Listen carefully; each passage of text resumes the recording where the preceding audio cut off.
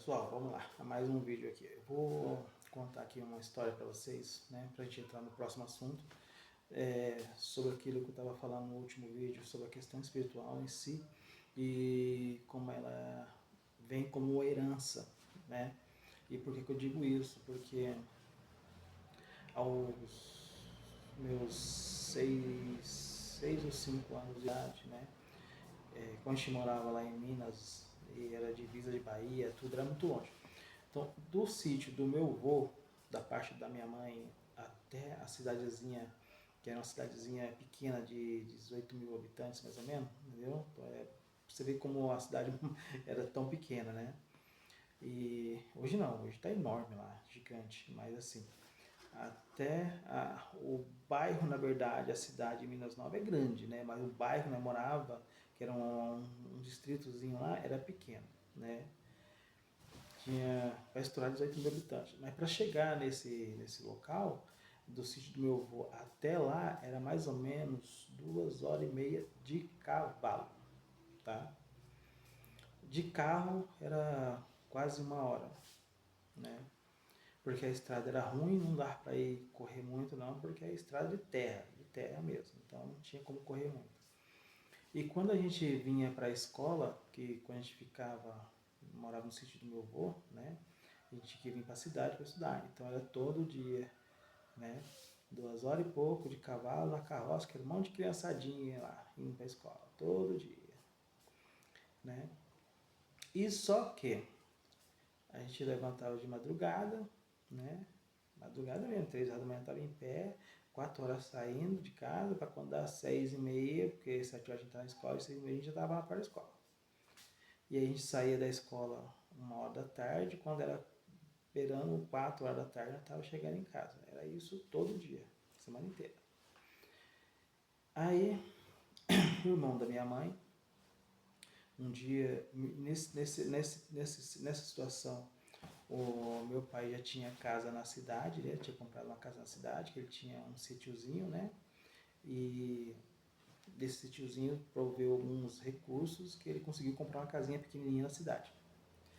Foi quando nós passamos a morar na cidade e aí a gente ficava a semana inteira na cidade estudando, ficou mais fácil para nós depois disso. E a gente ia para o sítio ajudar meus pais no final de semana, né?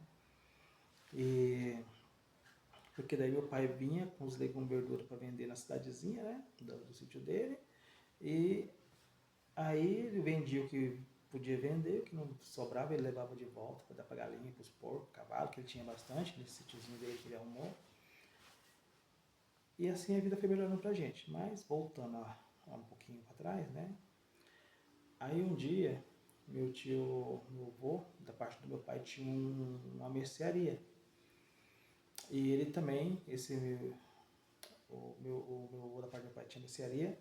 E aí esse meu tio, da parte da minha mãe, ele tava lá, né? Bebendo um pouquinho, né? E meu pai falou pra ele assim, né? Ele falou assim, vou embora. E aí amanhã a gente se fala, meu cunhado, falou pro meu pai, né? Aí meu pai falou assim, olha, você sabe.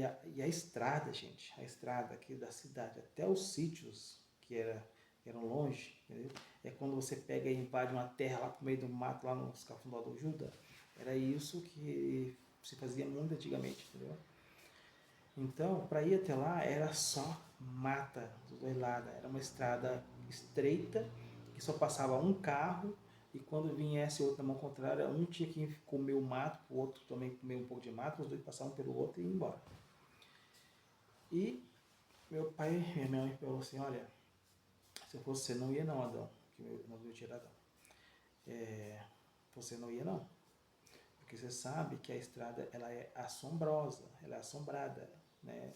Tem muito relato de muitas pessoas, né, que vê e viu as coisas aqui nessa estrada. Então, você espera amanhã cedo, você vai, né? Pega aqui 6 horas, vai embora, amanhã 8h30 você já está lá na casa do pai. Minha mãe falou para ele.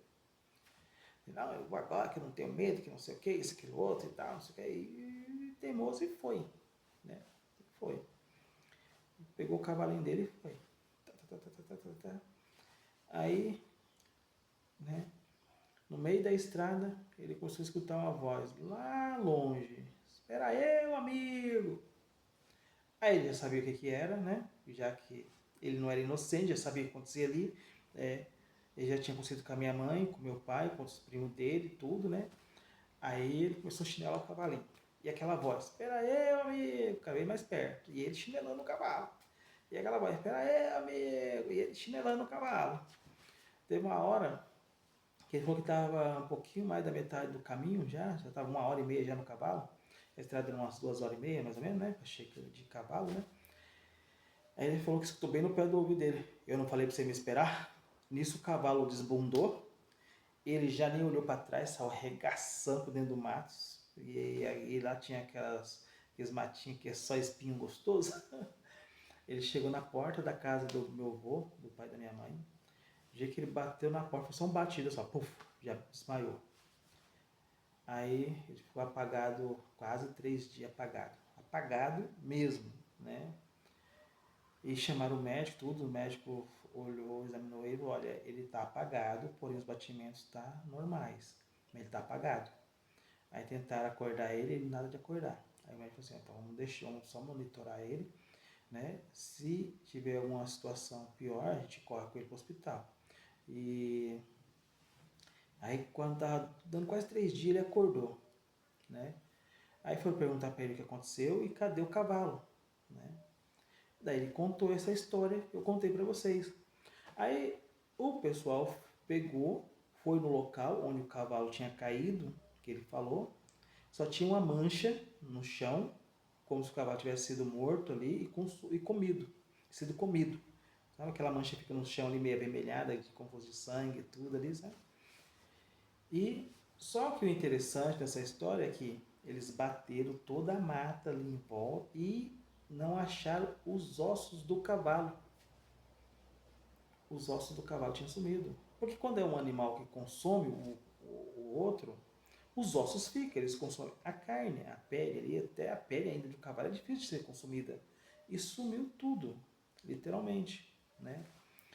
Aí foram perguntar se alguém tinha retirado, porque naquela estrada dificilmente passava gente, era só mais a gente que tinha um sítio longe. E se alguém havia retirado um cavalo, foi pesquisado, procurado, tudo, ninguém achou nada.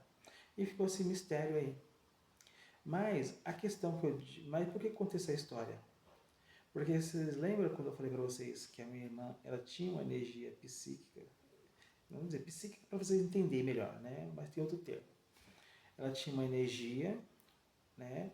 Que é onde a entidade espiritual consegue trabalhar essa energia e ter uma comunicação ou projeção para que você possa ver ela. Então ela une a sua energia com a dela e aí você consegue ter aquele pequeno momento de visualização daquela entidade espiritual. Então ele também tinha isso, entendeu? E, então eles faziam isso para manifestar para ele. Então isso acontece com muita gente, às vezes as pessoas não sabem, entendeu?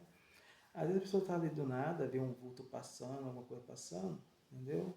E aí tenta ver e não é nada, mas na verdade é que aquele momento que você estava ali relaxado ali, com a atenção em alguma outra coisa, despreocupado de tudo, a sua energia ela aflora mais.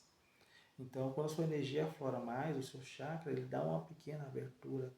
Então é onde você tem aquele momento de visualização, entendeu? Mas você não está vendo com os olhos, você vê aquele vulto passando do lado, você não está enxergando com os olhos, está enxergando com o seu chakra, que abriu um pouquinho.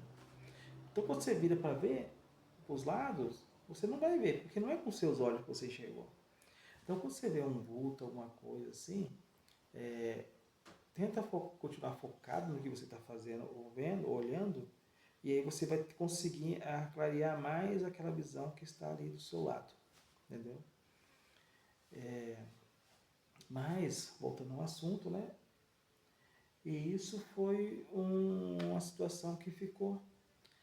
E aí ninguém descobriu o que aconteceu com o cavalo, nunca, por mais que perguntasse, investigasse, nunca achou nada, entendeu? E então, porque a princípio a gente até pensou que, pessoal, pelo menos todo mundo pensou, que alguém poderia ter passado e retirado, né? O cavalo dali, uma coisa, sei lá, né? Que estava meio caído ali. Só que o cavalo caiu meio de lado do mato, não foi nem no meio da estrada exatamente, né? Então também precisaria ser tirado de imediato, porque não estava obstruindo a estradinha, e a estradinha que a gente usava era só o pessoal do sítio do meu pai, do meu avô, da parte da mãe do meu pai, então seria só nós que passaria ali. Entendeu? Não teria por que uma outra pessoa estranha passar naquela estrada para ir para aquela região e, então, e tirar o cavalo ali porque iria incomodar. Então ficou uma situação bem esquisita.